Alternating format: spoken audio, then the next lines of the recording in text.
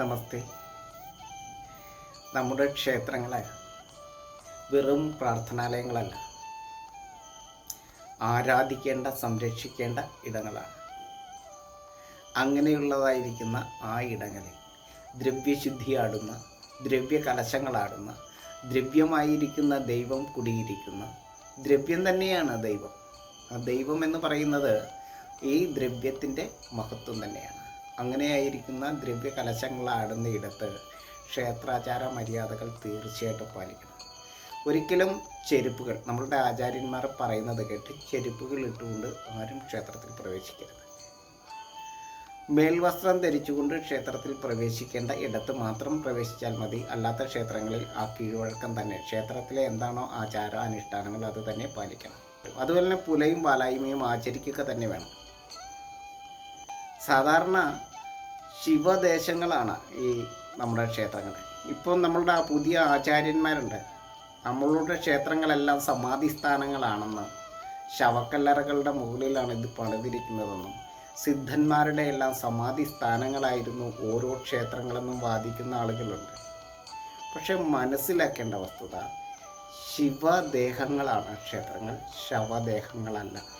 സ്ത്രീകൾ പരമാത്മ ചൈതന്യമായിരിക്കുന്നതിനാൽ ശിരസ് മറച്ചുകൊണ്ട്, മുഖം മറച്ചുകൊണ്ട് ക്ഷേത്ര ദർശനം സാധ്യമല്ല. ഇപ്പോൾ പുരുഷന്മാർ മഹാവൈഷ്ണവ ശക്തിയുടെ അവതാരമായിരിക്കുന്ന പുരുഷന്മാർ, മഹാവൈഷ്ണവ ശക്തിയുടെ അവതാരം എന്ന് പറഞ്ഞാൽ ഈ വൃക്ഷലോകത്തിൻ്റെ, ഈ ഹരിതലോകത്തിൻ്റെ അവതാരമായിരിക്കുന്ന ആ പരമാത്മ ചൈതന്യമായിരിക്കുന്ന സ്ത്രീയിൽ നിന്നും ഉയർക്കൊണ്ട, എന്നാൽ അതേസമയം ജീവാത്മശക്തിയുടെ വൈഭവമായിരിക്കുന്ന ആ പുരുഷൻ തീർച്ചയായിട്ടും ശിരസോ ഹൃദയസ്ഥാനമോ പാദമോ മറയ്ക്കുവാൻ പാടില്ല. ഇതാണ് വസ്തുത. ശിരോ ബ്രഹ്മ ഹൃദ്യോ വിഷ്ണുതി പാദേശു. ത്രിഗണ വൈഭവമാണ് ആത്മാവ്, മനസ്സ്, ശരീരം എന്ന് പറയുന്നത്. അപ്പോൾ ആത്മശക്തിക്ക് വേണ്ടി, മനഃശക്തിക്ക് വേണ്ടി, ശരീരശക്തിക്ക് വേണ്ടിയിട്ടാണ് ക്ഷേത്രാരാധന.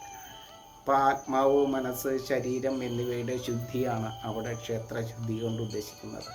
ഇന്ദ്രഗുണമുള്ളവരുടെ പ്രദക്ഷിണമാണ് അവിടെ നടക്കേണ്ടത്. അതിനു വേണ്ടിയിട്ട് തീർച്ചയായിട്ടും ആചാരങ്ങൾക്ക് യാതൊരു ലോഭവും സംഭവിക്കാതിരിക്കാനായിട്ട് എല്ലാ ഭക്തജനങ്ങളും ശ്രദ്ധിക്കുക. നിങ്ങൾ മഹാവിഷ്ണുവിൻ്റെ അവതാരമാണ് പുരുഷനെങ്കിൽ, മഹാവൈഷ്ണവ ശക്തിയുടെ അവതാരമായി എങ്ങനെയാണ് അവതാരമാകുന്നതെന്നറിയോ? ജ്ഞാനത്താൽ. ഈ മഹാവൃക്ഷ പ്രകൃതിയെപ്പോലെ വൈഷ്ണവ അവതാരമായിരിക്കുന്ന മനുഷ്യൻ എങ്ങനെയാണ് ഈ വൈഷ്ണവ ശക്തി നാരത്തെ അയനം ചെയ്യിപ്പിക്കുന്നതെന്ന്, നാരായണനാകുന്നതെന്ന് അറിയോ? വൃക്ഷം അവിടെ നിന്നാൽ മതി, നാരത്തെ അയനം ചെയ്യിപ്പിക്കാനുള്ള ശേഷി മഹാവൃക്ഷ പ്രകൃതിക്കുണ്ട്.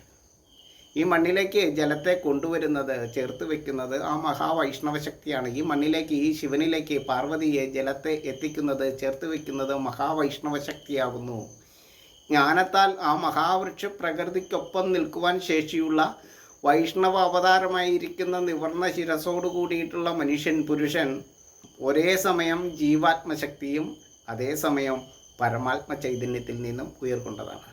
അതുകൊണ്ടാണ് പുരുഷന്മാർ അകത്ത് കയറുമ്പോഴും ശിരസോ മുഖമോ ഹൃദയസ്ഥാനമോ പാദമോ മറയ്ക്കുവാൻ പാടില്ല. ചെരുപ്പിട്ട് ദയവ് ചെയ്ത് കയറരുത്, ശിരസ് മറച്ചുകൊണ്ട് കയറരുത്, ഹൃദയേശൻ്റെ ഹൃദയസ്ഥാനവും കൂടി മറയ്ക്കുവാൻ പാടില്ല. നിങ്ങൾക്ക് നല്ല ഷാളുകൾ ഉപയോഗിക്കാം. ക്ഷേത്രത്തിൽ പോകുവാൻ ആഗ്രഹിക്കുന്ന എല്ലാ ഭക്തജനങ്ങളും ഒരു നേരിയത്, ഒരു ചെറിയ ഷാള് കരുതുക. എന്നിട്ട് അത് പുതച്ചുകൊണ്ട് ക്ഷേത്രത്തിൽ കയറുക. എല്ലാ ഭക്തജനങ്ങളും ഇത് പ്രത്യേകം ശ്രദ്ധിക്കുക. ഇത് മാക്സിമം ഷെയർ ചെയ്യുക. നമ്മുടെ രാഷ്ട്രത്തിൻ്റെ സ്വഭാവം മാറും, ഭരണഘടന മാറും, ഭരണാധികാരികൾ മാറും, ആചാര്യന്മാർ മാറി വരും. പക്ഷേ മാറ്റമില്ലാതെ തുടരേണ്ട കുറേ ആചാരക്രമങ്ങളുണ്ട്.